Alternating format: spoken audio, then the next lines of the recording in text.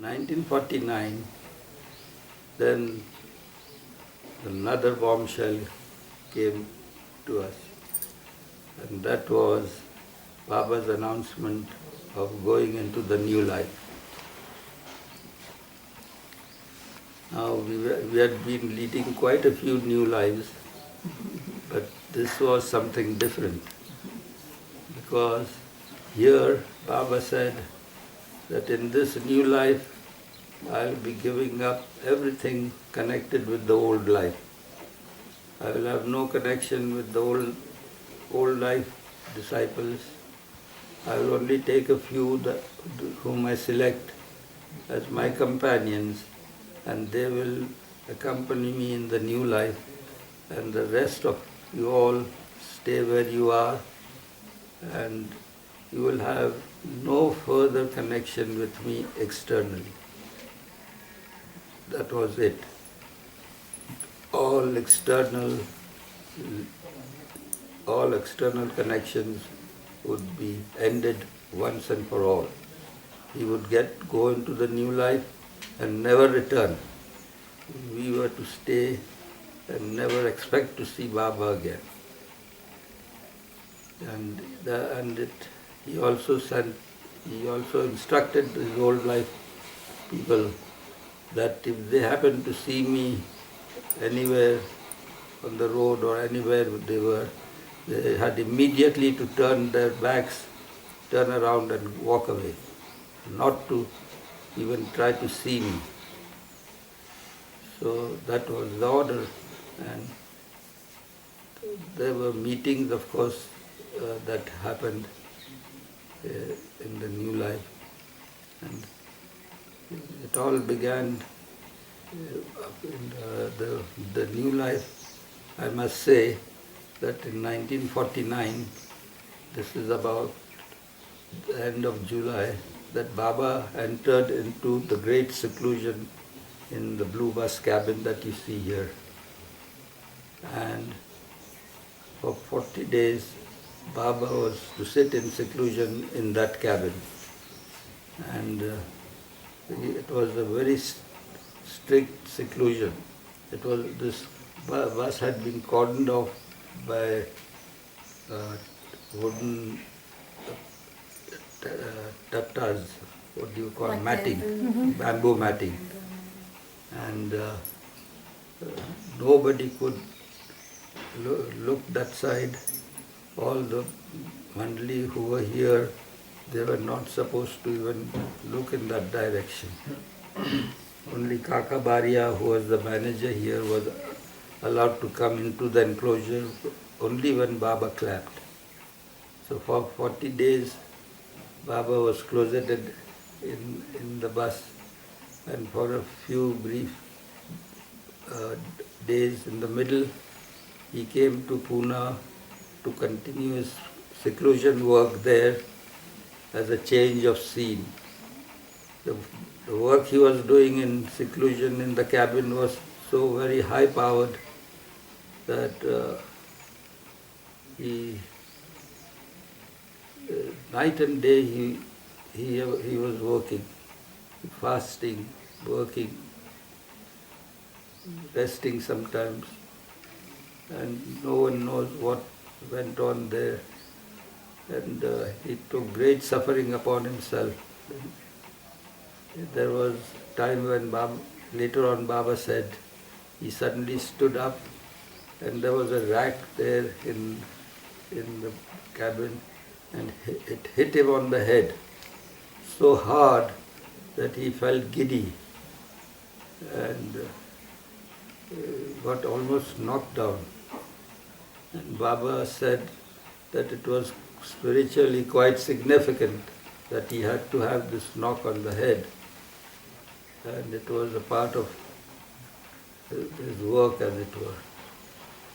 And later on he got it padded, so the pilgrims who would come later on don't get similarly injured.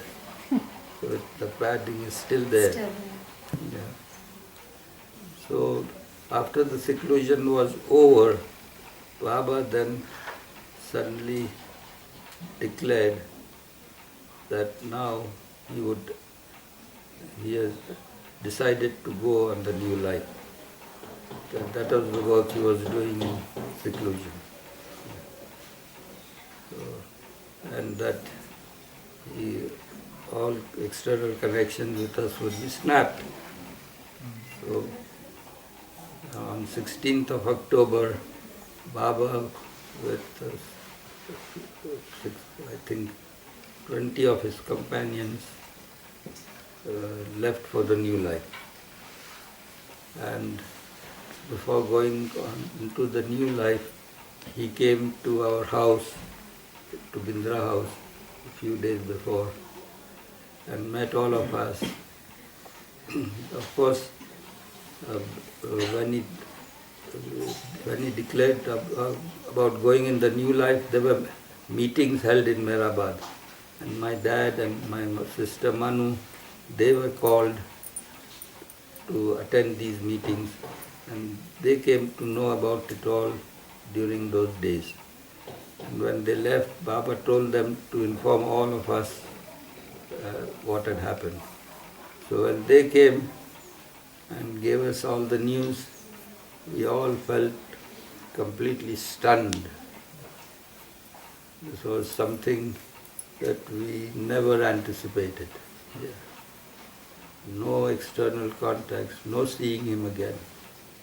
Our entire life just revolved around him, and without him in our midst, what was there to do now? How old were you at this time? 19 years. I was born in 1930, so 49. So I was still going to college and all that. And for a few days we just felt quite stunned. What next? Now what do we do? And we thought that Baba would never see us again from that time only. And my dad was also very gloomy and very moody. He just couldn't bear the thought of not seeing Baba and Iraj and all the dear Mandli again. And it was as if he felt quite lost. So he just would sit gloomily on his chair in his own room, not talk to anybody, and be there. When it was lunchtime, we call him, he would grudgingly come to eat. One of the times when he was having lunch, we were all having lunch together, the family. And Manu was sitting on his left, I was on his right. And Mama and all were all around the table. And my sister started to slurp her curry. She had prepared curry and rice. So my dad, he suddenly shouted to her, "Stop slurring the curry. What is this? You don't have any table manners?" And she just ignored him also. He was also in her own thing. So my dad got very irritated. He got up and gave her a tight slap across her face. Then he suddenly realized what he had done, because he had never ever lifted his hand on his children. Although he was extremely strict, but there was no physical violence of any sort. And when this happened, he himself was quite shocked. So he just went off. There was a toilet nearby. He went there and sat on the floor and then began to weep loudly, like a small child. And then I got up and consoled him and said, "Dad, please get up." "No, son, I feel very shocked. I have never done this before, and I don't know what has come over me." I feel extremely sorry about this. And I don't know what's come over me. So I consoled him, I got him to wash his face and all, and I said, "Come on, Dad, come back to the table." And he says, "No, I have no appetite." He just walked off into his room and sat there gloomily. That, that was the impact on our family. Yeah, it was quite serious.